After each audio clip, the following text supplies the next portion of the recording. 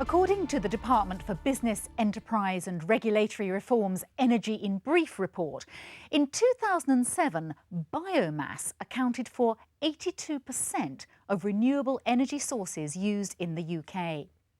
Nevertheless, the Carbon Trust recently described biomass as an untapped resource with a significant role to play in helping the UK to meet a range of existing renewable energy and greenhouse gas, GHG, reduction targets. The organic fuel required for biomass power plants can be sourced from a broad range of resources, from wood through to sewage sludge, animal slurries and crops grown specifically for energy purposes. The Carbon Trust estimates that using wood or straw can provide cost savings of 2 to 4 pence per kilowatt hour relative to use of heating oil. It also claims a biomass system generating 1,600 megawatts of heat, that's roughly equivalent to the annual heating requirements of a typical school, could save around £50,000 a year on fuel costs relative to an existing oil-based heating system. With lower CO2 emissions and reduced fuel prices, and its claimed less volatility than its fossil fuel counterparts, biomass does seem to be the answer to generation problems. But, as we shall see, there are several other major factors that surveyors and architects should consider before specifying biomass. So joining us in the studio today to discuss biomass and those other factors, I'm delighted to welcome Chris Miles, as well as being the Managing Director of biomass installation firm Econergy. Chris also sits on the board of the Renewable Energy Association. So Chris, welcome. Before we tackle those advantages and disadvantages, can we just start by clarifying really whether biomass fuels are used to raise steam to drive a turbine or actually to heat water to supply directly to wherever they're going? OK, I think they can be used to do either, but the Carbon Trust, the Environment Agency and now the government is understanding that the best use of biomass, i.e. the most efficient in terms of carbon saving, is to use it for biomass heat or heat and electricity only, or combined heat and power. So really I'm going to be talking about small medium heat installations for most of this morning. All right, and similarly, although we'll go into this in more detail a little later on, in a nutshell, am I right in thinking that really biomass's two ace cards, if you like, are the reduction of CO2 emissions and also lower fuel costs? It brings very substantial reductions in CO2 emissions, so probably 90% against oil, 85% gas. Against oil, it brings lower fuel costs, and against gas, last year it was cheaper. This year it's about the same price. So it really depends on the price of gas as it goes up and down. Now, the Carbon Trust has described biomass as being a relatively untapped resource. What proportion of the UK population is actually using biomass? Well, it's less than 1%, and the government's renewable energy strategy is saying really by 2020 we should be aiming at 8% of heat, and that's approximately about 3.2 million homes equivalent, although it won't actually be used for homes only, it will also be used for commercial, schools and things like that. Because when we're talking about biomass, I mean, the range is enormous, isn't it? I mean, as we talked about at the beginning, from sort of straw to animal slurry and so on. But in fact, when it comes down to it, it's really wood, isn't it?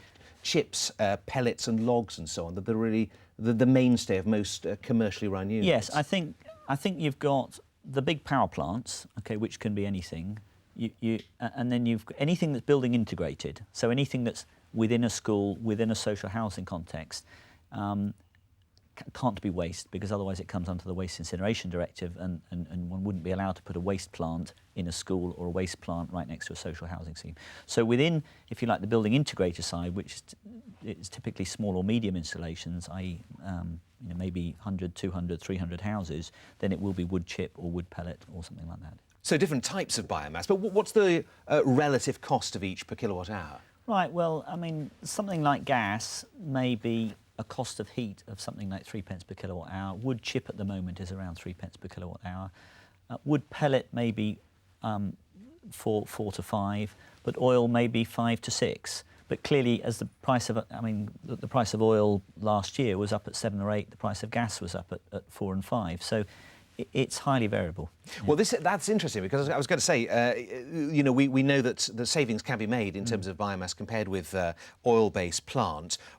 What is the payback, though, perhaps in comparison with a similar gas-fired appliance? Well, the real challenge is that the payback is very long if there is no grant or if there is no heat incentive which acknowledges the carbon reduction. So against gas, the payback's maybe 20, 30 years with some difference. Against oil without grants, it may be 10 to 20 years. So it really does need grants, or it does need some other incentive to really drive it. There needs to be acknowledgement for the carbon it's saving to really drive it to the 8% that the government's looking for. As we can see from this table, in terms of carbon dioxide produced per kilowatt hour, biomass produces only 0.025 kilograms of CO2 compared with 0.194 for gas, 0.265 for oil and 0.422 from grid-based electricity. And as shown in this bar chart, biofuels such as wood chip and wood pellets are on a level footing with wind energy in terms of CO2 production. Well, Chris, on the face of it, those figures seem to send out a very strong message. But what about the argument, which must often be put to you, about the cost of processing the wood pellets and the inevitable transport that has to happen mile after mile and the environmental impact of that? Right, well, I think it is the cost of processing the pellets that is in the carbon numbers, the cost of carbon that you've already talked about, OK? But let's look at oil, let's look at gas. Where does oil come from? Where does gas come from? There's huge costs in processing gas, in extracting it and transporting it. So, yes, there is a cost of transport, but let's not say that there's no cost of transport for the alternatives. But there is a cost on the countryside, isn't there? Or there's an accusation that what we're going to have... No, there's a benefit to the countryside. Well, all right, but there's an accusation that we're going to have a countryside that is going to look, is going to be uniform swathes of biomass material, land that could be used for farming, that could be used for housing, and it's too much use of our countryside in one way. OK, well, I think that there's an awful lot of woodland that's just undermanaged, and undermanaged woodland grows slowly and therefore absorbs carbon dioxide slowly. If you manage woodland, if you thin it, you have more bluebells, you have more butterflies, you can use it more for walks and stuff. So actually there's a real benefit to managing woodland. If you then move on to things like energy crops, like short rotation coppice or willow, very often the land that might be used for that is currently set aside, so it's currently weeds. So really one's looking at replacing weeds with something like short rotation coppice, and it's no more uniform than something like wheat or sunflower seeds or whatever like that. I suppose another maybe difficulty, to what extent will biomass be subject to the laws of supply and demand, just like other fuels? There will be price rises, there'll be troughs and so on. I think there's always going to be supply and demand with every fuel. I think the fundamental of risk management is diversity. And I think what's extremely important as we go to sort of future energy is that rather than depending completely on gas or on oil, we depend on biomass, we depend on a bit of wind, and actually it reduces the risk in terms of price as you add more diverse sources.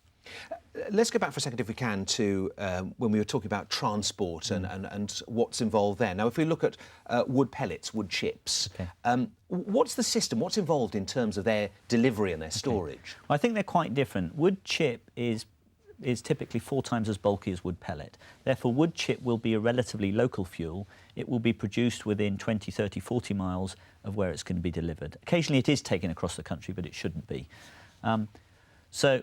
However, with wood pellet, that could come from Canada, and the cost of shipping pellet from Canada across the transatlantic may be 3% of its energy content. So it's really quite minimal.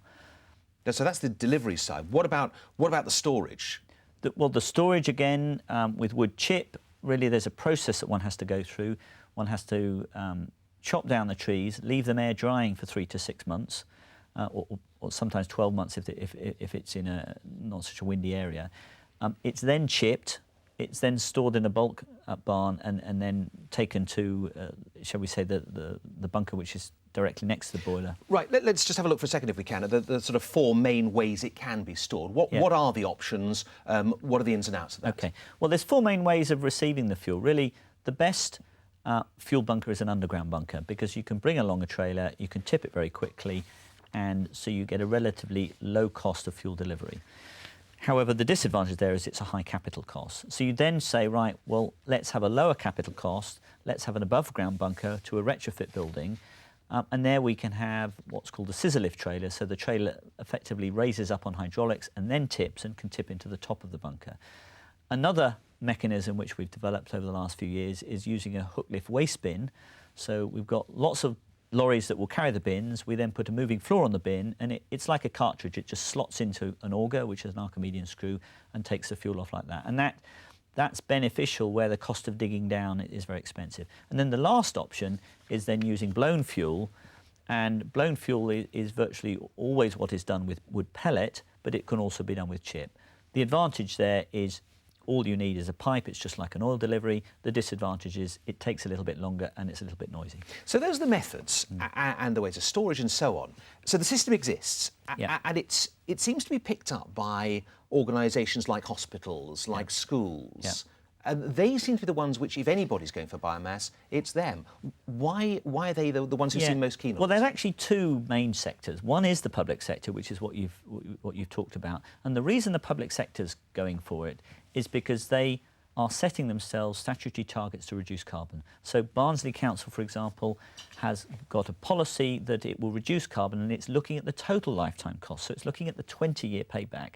Now, if you go to a commercial organisation, they're looking for a 5-year payback, and you can't do it. The other sector that is doing it is the rural estates, and they're doing it because they have their own woodland, they're on oil, and so they do get the good paybacks of 5 to 10 years, particularly with grants. So really, it will become widespread once you have this financial incentive, which is effectively giving you a credit for the carbon reduction. But if we look at the domestic side of things, Yes. I mean, mainland Europe seems to have embraced biomass on a domestic scale, does it not? More than we have here? It absolutely has, and if you go somewhere like Austria, there's an awful lot of domestic pellet boilers which are used by the Austrians. So the difference is what? Why have they done Well, it? a couple of things. One is the whole of Austria's on oil. They don't have any gas, okay, so they've got to make much more expensive fuel. The other is that they do have more woodland there, and they're kind of more used to heating wood. But the other is they have been given very consistent grant funding for all their renewable energy. Because oil has been so expensive, we have been absolutely spoilt with very low-cost gas for the last 20 years, and therefore we've just consumed energy, and we haven't really looked for alternatives. All right, Chris, if you were advising a client on Yeah. the installation of a biomass system, what would be the key considerations that you would say they'd have to look Okay, at? well, I think you're starting off with what are your objectives. So some clients are looking just for a simple fuel saving. Some clients are looking to meet a carbon reduction requirement. Some clients are looking at multiple buildings, and when you have multiple buildings, you'd probably have underground heating mains. So really, it's what are your objectives? Have you got a planning requirement and things like that? The next thing you look at is what is the heating demand, the heating load. So what's the peak load, and actually how does that vary? So is there a peak for 3 or 4 hours and then you've got no heating requirement at all, or is it relatively steady, the heating demand all across the day?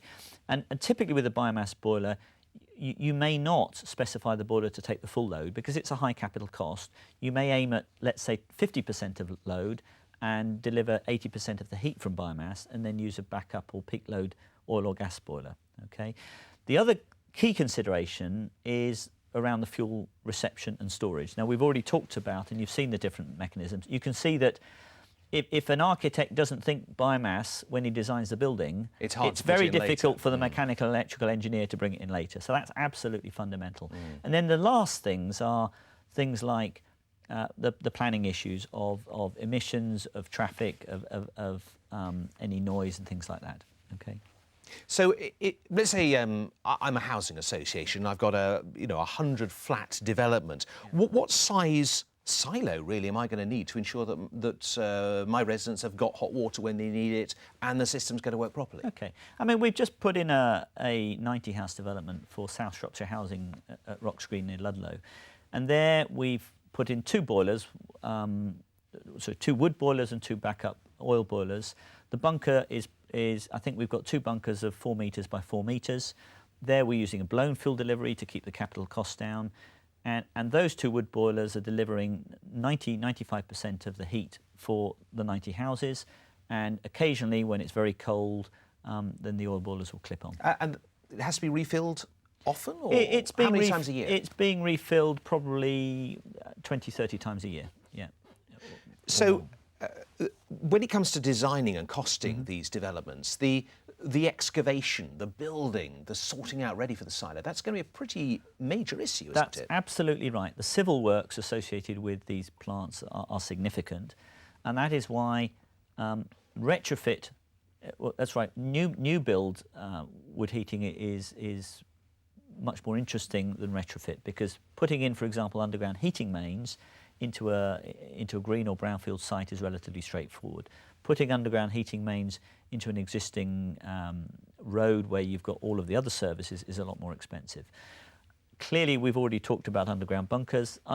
Digging a hole is expensive, but digging a hole when you've got a gas main there and electricity mains and plumbing underneath, it is often prohibitive. All right, Okay. let's put you on the spot on Sorry. this. Let's put you on the spot on this one if we can. Let's take that development, that Yeah. 100-flat development. Yeah. Now, how many tons of wood fuel is that going to need a year? And what's going to be the actual saving in terms of CO2 emissions compared with a gas system? Right. Well, that development, it's a brand new development, so it's BREEAM Excellent rating, and so you've really got very well insulated buildings. And there we're looking at probably 200 tonnes per annum, with probably 130 tonnes of carbon dioxide savings per annum against gas. If one were looking at a retrofit for a similar size, it may be double that, because the insulation on the buildings is a lot less. So we've got a scheme in Barnsley which is retrofit 167 units. There we're delivering 1.4 million kilowatt hours, which is about 450 tonnes of wood fuel per annum. So that's the benefit. What about the total capital expenditure on a project like that? The capital expenditure for Rocks Green was something like £600,000. So it's about that includes all the civil works. So it's about sort of £5,000 per house. When you look at the Barnsley example, where it's flats, the capital expenditure was less than half of that, because you had an existing wet system in the flats, and really we were just replacing 3 gas boilers with a biomass boiler. So you didn't have all of that underground heating mains and all of the heat interface units to do as well. So really you'd say that although generally capital expenditure is an issue, space is an issue, Yes. The benefits outweigh those considerations in many cases. In many cases, and I think this is the thing, is biomass is excellent where you have space and access, and where you have a relatively high heat load. Okay, if you don't use a building very much, then the benefits you get from the high capital costs is minimal. So it needs a high heat load, space and access, and then it's very interesting. You were talking earlier about incentives. Are there any national or European level incentives that actually would guide people towards using biomass systems? Well, I think this is probably the chief complaints we have at the moment, is the people who help us most with biomass is often the Russians and the Iranians when they cut off the gas supply. At the moment, up to now, we've really just had grants, and we've had some planning mandates requiring minimum 10% of renewables, minimum 10% of energy from renewable sources. Grants are very useful to start an industry off, but they're very, very bad at growing capacity, because they're stop-start. So a company grows capacity, then the grants go away, people wait for the next grant round doesn't come. So what we very, very urgently need is a renewable heat incentive, which basically pays 3, 4, 5 pence per kilowatt hour of heat delivered from either biomass or solar or ground source heat pumps.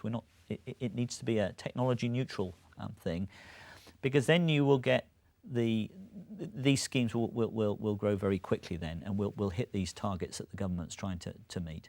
But that's absolutely critical. And obviously we'll watch how that one develops.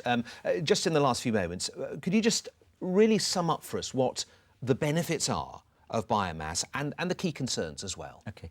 The key benefit is it is the lowest cost renewable energy resource we have. So in terms of pounds of subsidy required for carbon dioxide saved, it is the lowest cost. It's cheaper than onshore wind. Okay, so that's benefit number one. The other is it's adding to our security of supply, so it's using fuel we have in this country and reducing the risk of supply. The other thing is it's developing our countryside. So we're using the unused forestry we have, we're using the unused land we have, we're using the waste wood that we're currently putting to landfill. Okay, the key concerns really are in central cities there is potentially the issue of air quality. Okay, but the boilers are becoming very good, and we're managing that issue with DEFRA and EP UK. And then there are the issues of I think the other big issue is actually just ignorance. It's the fact that people don't understand the benefits and they have these perceptions that burning wood is bad. But politically, the interest has not been swayed that way in terms of renewables, and maybe it will happen a little more. Correct. And I think one of the things that our industry has is a challenge to actually get the share of voice that wind and solar have. When people think renewables, they think wind and solar, and we need people to be thinking wind, solar, wood, marine and others. Well, it's a fascinating area and one we may well be hearing a lot more about, so thank you very much indeed. That is all we have time for. So our thanks to Chris. As always, you can find more information from Chris on biomass in the study notes that accompany this programme. So until next time, bye-bye.